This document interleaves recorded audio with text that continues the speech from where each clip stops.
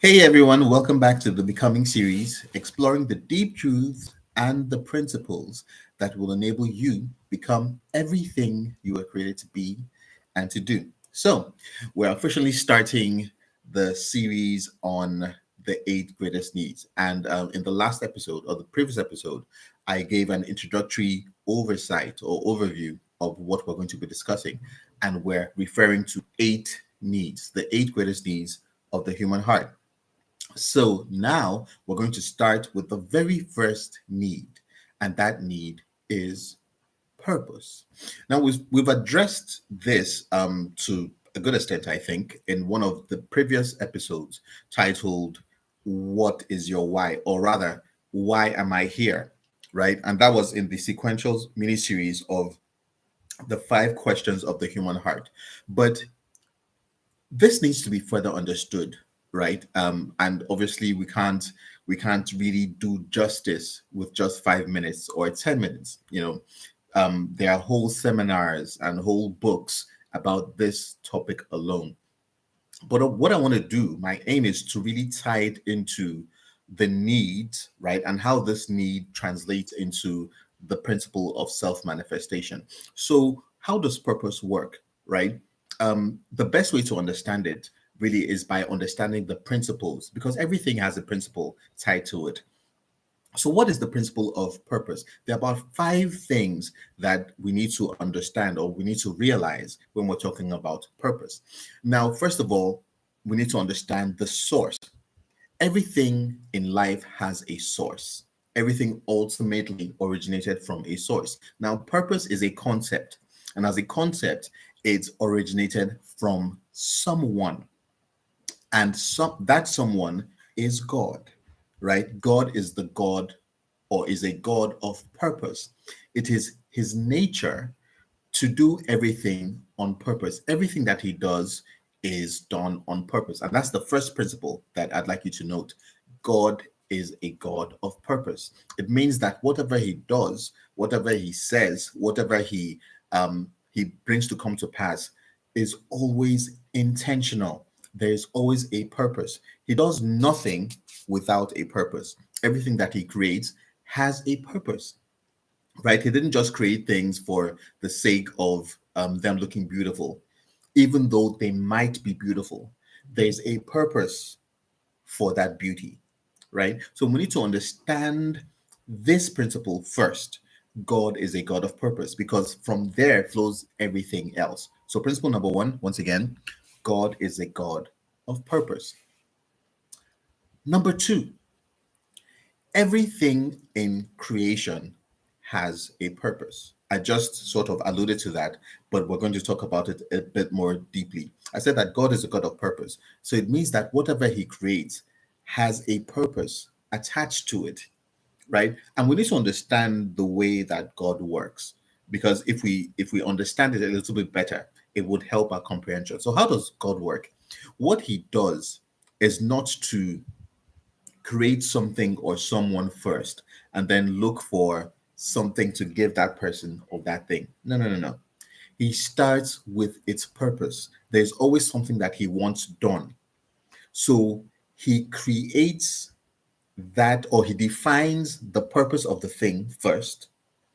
Then he creates the thing or the person that would answer it or that would take it up, right? So he in the book of Isaiah, he says that he sets the end from the beginning, and he makes known from ancient times what is yet to come. Now he wouldn't be able to say that if he didn't already know what is yet to come. So he starts with the purpose, and then he makes the person or the thing. So everything in life has a purpose. As a human being, right? As a spirit being in a physical earth suit or physical casing, your physical being or all the parts of you have a purpose. So some of you might be thinking, so if you're looking at your nose, for instance, you'll notice that there's hair in there, right? And you're probably wondering, what is this all about? it's so unsightly. And then we try to clip it and snip it and ensure that it doesn't it doesn't grow too long, so that we don't look like an aberration in front of other people, right? So to us it's really unsightly.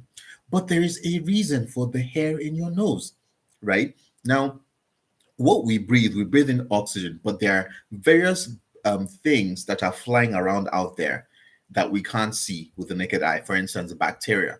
So when we're inhaling, right, in order for our respiratory system to be kept on point, the hair in our nose really blocks harmful things like bacteria, preventing them from entering into our respiratory system and causing damage. So there's a purpose for everything. There's a purpose for the hair under your armpits. We don't like to talk about these things, but let's be real. Everybody has it. We can shave it or we can wax it or whatever, but it is there, right? So what's the purpose? It's because they're there to really improve our system of sweating. There are sweat glands rather, that are there. So everything has a purpose. There's a purpose for the roach. There's a purpose for the mosquito. There's a purpose for the fly. There's a purpose for all the things that we tend to abhor, right? Or we tend to things that are tend to think that are unsightly. There's a purpose for everything, right? So that's the second principle. The third principle: not every purpose is known. Now it gets interesting. Now, I alluded to the fact that there are so many things that we tend to see as unsightly, like the roach, the rats, rodents, mosquitoes, etc. Right?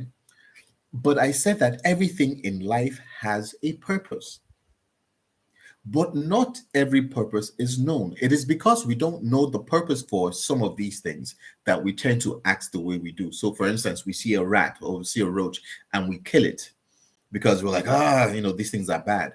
But there's a purpose for its creation. There's something that that roach or that rat is achieving in the ecology. Now, if you pay attention to scientific reports, for instance, you discover that scientists have said that some certain animals shouldn't be killed or whatever it is. Now, it's because over time, because we have killed those things, in vast numbers, it has affected the ecology of the system, of the global system, right? So, why did we do those things? It is because we didn't understand the purpose for those things. So, not every purpose is known, yet there is a purpose for everything. For instance, cocaine. You're probably watching cocaine. Yeah, because I said that everything was created by God for a purpose. Now, that leads me to my next point or the next principle. Where the purpose of a thing is not known, abuse is inevitable. Now, this is a quote I got from Dr. Miles Monroe. I think I've shared it here before. Where the purpose of a thing is not known, abuse is inevitable. In other words, if you don't know the purpose for a thing, you will end up abusing it. So I talked about cocaine just now. Cocaine actually comes from a particular plant, right? And I said that everything has its ultimate origin in God. So it means that God actually created cocaine. But what's the problem? The problem is that we have abused cocaine. Now, the word abuse is a very important word, right? It's actually a contraction. It's a contraction of two words that we don't use, together anymore.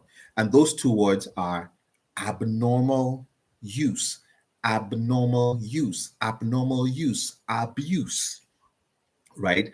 Because in our modern day language, we tend to, contract a lot of things. So, for instance, if we want to say you all, would say y'all, right? So, abuse actually means abnormal use. So, here's the thing: wherever there's an abnormal use of something, it means that there was, first of all, a normal use. So when we talk about cocaine, what we have done in a modern day society, the drug-ridden societies, etc., is to abuse cocaine. If you go to hospitals, cocaine is actually a form of medication when used properly. When you use it properly, it will bless you, it will bless your system. But when you abuse it, the opposite effect occurs. So wherever the purpose of a thing is not known, abuse is inevitable, and that extends to us as human beings, our relationships with people, um, with our families, with our friends. The things that we do. When we don't understand the purpose for something, we will abuse it, whether it's a husband or wife, children, families, jobs, right? The problems that we're having is that we don't fully understand the purposes for the things or for the people that we meet. Therefore, we end up abusing those things or those people. Very important. The fourth principle, if you want to understand the purpose for a thing, never ask the thing. This is very, very important. If you want to understand the purpose for a thing, don't ask the thing. Why? Well, the answer is simple, because the thing doesn't know. The thing is a product, and products are created by manufacturers. Manufacturers are the ones who know what they want to achieve through that product. Think about that principle. Whenever you buy an equipment, right, or an appliance, there's always a book called the manual. And the word manual is very important. It's very interesting as well. It really means the maker's mind on paper. If you want to understand what was in the mind of the maker, you look at the manual. The manual will tell you what the maker wants to achieve and how you're supposed to use that particular equipment or appliance. So if you want to understand the purpose for this phone, if I ask the phone, what is your purpose? The phone cannot answer me. Why? Because I'm asking the right question, but I'm asking the wrong thing. The right person to ask for the purpose of the product is the manufacturer. And that is essentially what we've been doing with our lives. We've been asking ourselves, we've been asking our friends, we've been asking people out there, trying to seek answers for something that other people do not know, including ourselves. The right person to ask is the manufacturer. Why? Because he was the one who created you for a purpose. For a purpose. So if you don't understand that, you won't be able to understand your purpose, right? And then, fifthly, if you're going to achieve your purpose, you must be deliberate in having a relationship with your manufacturer, because he is the one that will supply you the answers. Now, purpose is the reason, the intention, the why of our lives. And for as long as we don't understand that, our lives will continue to be off the mark. But when you understand your purpose, you hit the bullseye and you know exactly what you were created to be and to do. And that is really the essence of your journey. So, the need for purpose is something that is embedded within us. That is why we're always asking the question, why? But if you go through these principles, you'll be able to understand how you can approach it correctly and get the answers that you desire. Until next time.